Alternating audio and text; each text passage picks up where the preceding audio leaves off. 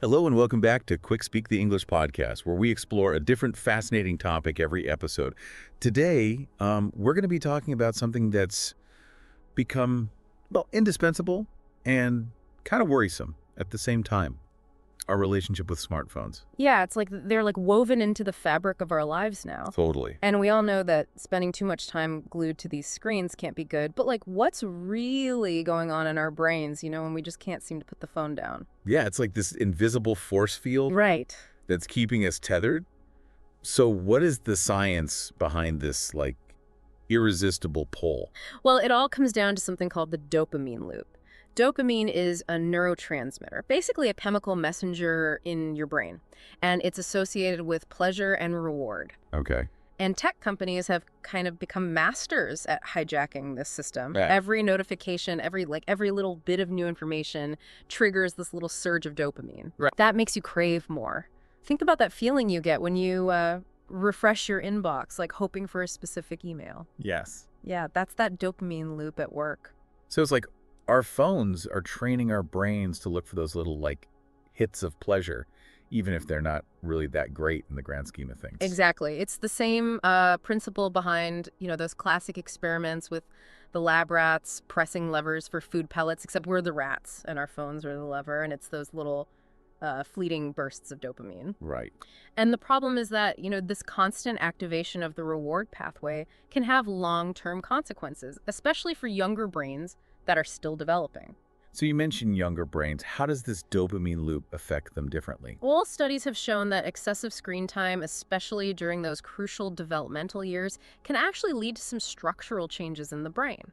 Mm-hmm. For example, some research has linked heavy smartphone use with reduced gray matter in certain areas. Okay, reduced gray matter. That sounds serious. What does that even mean practically? So gray matter is essentially the information processing center of your brain. Okay. It's involved in everything from decision-making and impulse control to emotional regulation and empathy. Wow. So when we see a reduction in gray matter, particularly in younger brains, it really raises concerns about the potential impact on these crucial cognitive and emotional functions. Yeah, that is really concerning. It definitely makes those seemingly harmless phone breaks seem not so harmless. Right. So knowing all of this, what can we do to kind of break free from this dopamine loop and regain control over our tech habits, especially with kids? That's the million-dollar question. Right. And the good news is there are things that we can do. One of the simplest yet most effective is to simply disable those tempting notifications. Okay. Out of sight, out of mind, as they say. That sounds easy, but I feel like it takes a lot of willpower. It does. It takes practice, but the benefits are huge. Like, your brain will thank you for the break from that constant barrage of information. Another strategy that can be really helpful is to set app limits on your phone. Think of it like a digital budget for your attention. Ooh, I like that. A digital budget. Yeah. I think a lot of people could benefit from being a little more fiscally responsible with their attention spans. What are some other ways? Sometimes the simplest solutions are the best. Create phone-free zones or times in your day, Okay. like during meals or family time or an hour before bed. Yeah, those are all really good times to unplug and kind of reconnect with the real world. Yeah. But, it's not just about protecting our brains, right? Yeah. Like this phone addiction, it affects our relationships and how we interact with others too. And we've all seen it, that couple at dinner, both glued to their phones, completely ignoring each other. You're describing a phenomenon called phubbing, a combination of phone and snubbing. Right. And sadly, it's become all too common. And it can be incredibly damaging to relationships, even if we don't realize it's happening. Right. Think about it. How would you feel if you were trying to have a conversation with someone Yeah. and they were constantly checking their phone, scrolling through social media, completely oblivious to you? Honestly. Yeah. I would feel pretty awful. I wasn't important enough to hold their attention. Right. Whatever was happening on their phone was way more interesting than me. Exactly. And that's the message that we're sending, whether we intend to or not, when we engage in phubbing. Right. It creates a sense of distance, Yeah. of disconnection. Lovely. That can really erode the foundation of even the strongest relationships. Yeah, and it makes you wonder too, what message are we sending to kids when they see us constantly glued to our phones? It's a huge concern. and one that more and more parents are grappling with these days. Children, especially young ones, are hardwired to seek out attention and connection from their caregivers. Right. It's essential for their emotional development and their sense of security. So when they're constantly being kind of brushed aside for a phone, like, Right. it's got to make them feel pretty unimportant. Precisely. And over time, this can lead to a whole host of problems, from behavioral issues and difficulty focusing to low self-esteem and even, anxiety and depression. Wow.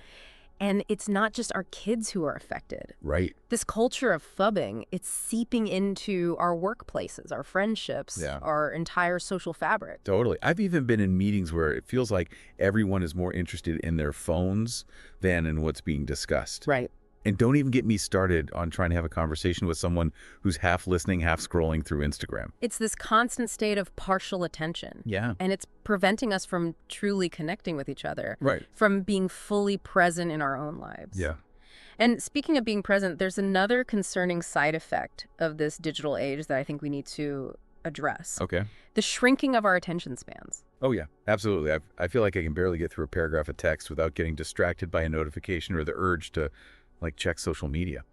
Is there actually scientific evidence that our attention spans are getting shorter, or is this all in my head? It's not all in your head. Research has shown that our constant exposure to digital stimulation, to those quick hits of dopamine that we talked about earlier, is actually rewiring our brains, making it harder and harder to focus on one thing at a time. So our brains are literally being rewired by technology. That's kind of mind-blowing. Yeah, it's a prime example of how our brains are incredibly adaptable. Right. But that adaptability can work against us. Okay. In the past, our attention spans were naturally longer because we needed them to be. We had to focus on hunting, gathering, avoiding predators. Right. But in today's world of constant stimulation, our brains are adapting to a faster, more fragmented flow of information, which is having a profound impact on our ability to focus, think deeply, and engage in meaningful conversations. It's like our brains have developed a really severe case of the squirrels. Right. So if our brains are becoming wired for distraction, what can we do about it? Right. Like, how do we reclaim our attention spans in a world that is just constantly vying for our attention? It takes conscious effort, Okay. but it is possible to retrain our brains to be more focused and attentive. One of the most effective strategies is to practice mindfulness. Okay. Simply paying attention to the present moment without judgment. Right. This can be as simple as taking a few deep breaths. Okay. Focusing on the sensations of your body. Yeah. Really paying attention to the sights and sounds around you. So just hitting the pause button on the constant mental chatter and the digital distractions and just being present in the moment. Exactly. And there are other practices that can help strengthen those attention muscles, like meditation, deep reading, spending time in nature activities that require sustained focus and help to calm the noise of the modern world. It sounds like a mental workout for our brains. You could say that. And just like any workout, consistency is key. Right. The more we practice being present, the easier it becomes. Right. And the more we're able to resist those tempting distractions. This is all really great advice, but I have to admit, it feels a little daunting at times. Like we're kind of up against this tech industry, this constantly finding new and innovative ways to capture our attention, to keep us hooked. Yeah. It's true, the tech landscape is constantly evolving. Right. But that's all the more reason why it's so important to be mindful of our tech use. Yeah. To educate ourselves and our children about the potential risks of excessive screen time. Right. And to prioritize activities that nourish our minds and bodies, not just our dopamine receptors.